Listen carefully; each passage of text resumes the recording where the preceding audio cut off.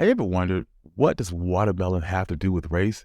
And what is so offensive about watermelon? Don't white people like watermelon too? Well, the stereotype of African Americans being excessively fond of watermelons came during a specific period in history and was used to fulfill a specific political purpose. After slaves won their emancipation, they made watermelon a symbol of their newfound freedom by growing, eating, and selling it. Southern whites responded by using the fruit to depict African Americans as unclean, lazy, and childishness. This trope was so widely accepted within popular culture that the origins of it are almost forgotten. The trope of the racist watermelon didn't emerge until after emancipation. In the early 1900s, the European imagination associated the typical watermelon eater with Italians or Arabs. A British officer stationed in Egypt in 1808 described the watermelon as a poor Arab feast, noting that the locals. Yeah, over here in the UK, I don't really like I can't remember last time I tried watermelon. I barely eat watermelons. But the media make it look like you guys, like black people in the US, love watermelons. Like watermelons, chicken, what else? I don't eat chicken, which is, people go crazy. But I don't eat chicken. I don't eat chicken. I don't know what chicken tastes like. I've not had chicken since I was like a baby, like 5 or 6. But I don't eat chicken. I barely eat watermelons. What is the black stereotype? I'll come up with it. Let's continue. Ate them ravenously as if the Arab feast, and noting that the locals ate them ravenously as if the passers-by was going to snatch them away. Watermelon rinds were apparently a common sight on the streets of the port city of Rosetta.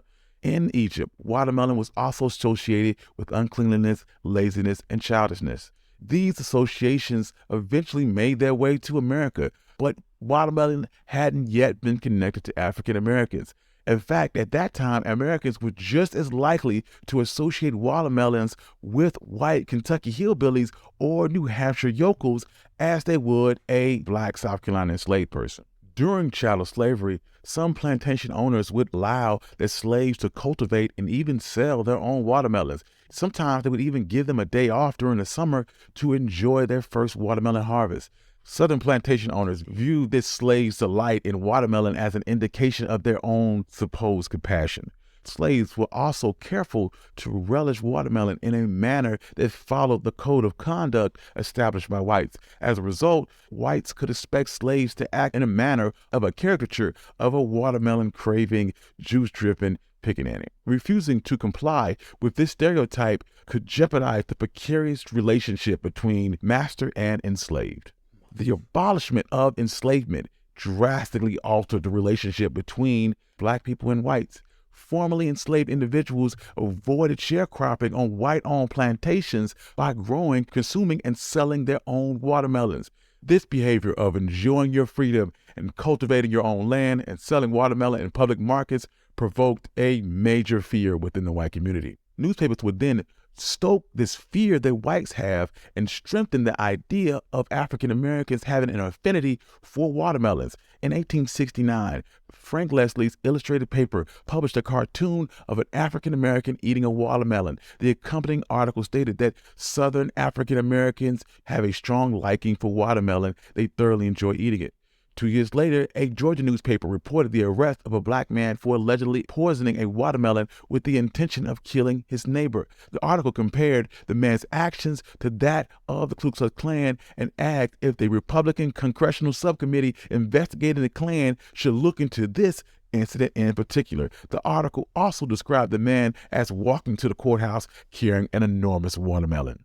Medical journals also wrote with a scientific earnest about black patients. They claimed that their intestines were clogged with watermelons. In an 1888 report by Dr. D.Z. Holliday of Harlem, Georgia, describing how he broke down a bowel instruction of an African-American man, he claimed that the mass was filled with 820 seeds, all of which the man had ingested in one night.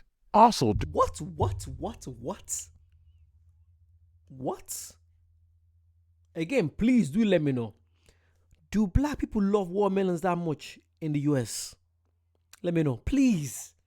Again, because I'll try my best. So ever since I've, been doing my research into American culture, I try not to look at what's on the news. I find my own information, just looking at documentaries now, like this. So please do let me know. Do you love watermelons? They're nice, but are they that nice that you're having it almost every single day? No. During the 1880 election season, Democrats accused man had ingested in one night. Also, during the 1880 election season, Democrats accused South Carolina state legislature, which was majority black during Reconstruction, of having wasted the taxpayers' money on watermelons for their own enjoyment. In 1915, the white supremacist film D.W. Griffith, A Birth of a Nation, included a watermelon feast as a depiction of the emancipation, as corrupt northern whites encouraged former enslaved people to stop working and enjoy watermelons instead. This idea of implicating black appetites and black character through the watermelon, with the primary message being that African Americans were not ready for their own freedom, and that stereotype of associating blacks with watermelon remains a common occurrence in the United States even today. For example, in 1947, when Jackie Robinson broke Major League Baseball's color barrier, he was confronted by race-baiting taunts, including crowds throwing garbage, tomatoes, and watermelon rinds at him. Even in 1989, blacks protesting the killing of a black boy in Bensonhurst, New York, were taunted by whites, some of them holding watermelons over their heads and screaming at them to go home. There are literally hundreds of instances over the years where the watermelon in association with African Americans being. I think what I really need to do is I have to check out I have to find a nice video that describes what happened with Rodney King. I know about, obviously he was beaten up by police and everything, but I never sat down to watch like a documentary that's described everything. Do you know what I mean? I'm very intrigued now because there's so many stories out there that you know a glimpse of it, but you never know the full story. I want to know how it happened. Right after the next day, where is he now? That kind of stuff. I would love to know. Used as a tool of insult. Even decades after the end of the Jim Crow era, this cultural symbol of blacks and watermelon continues. Thank you. I'm your host, Country Boy, and this has been One Mic History. I'm going to continue with this mini-series, and if you have questions. This channel is an amazing channel. Again, I'll leave the link below. I say every single time. This guy is amazing. Oh my God. I'm so glad I discovered this channel. Amazing. The link is going to be down below. Yeah, let me know any other stuff you want to guys to check out. There's so much stuff to check out. And I'm so glad I'm doing this because when you look on YouTube, it's always, you don't see stuff like this. It's always people reacting to, things that are that's going to go viral, But I like to find stuff that I'm really intrigued about, that makes me happy, that just not rage baiting, that's not race baiting. Life is too short. Let's learn stuff and just be happy. But yeah, if you guys want to see more stuff, you know what to do. Please like, comment down below, subscribe, check out the Patreon because I post there. I post all videos that are blocked on YouTube because a lot of videos get blocked on YouTube. So check out the Patreon. It's going to be in the link down below. See you very soon. Bye-bye.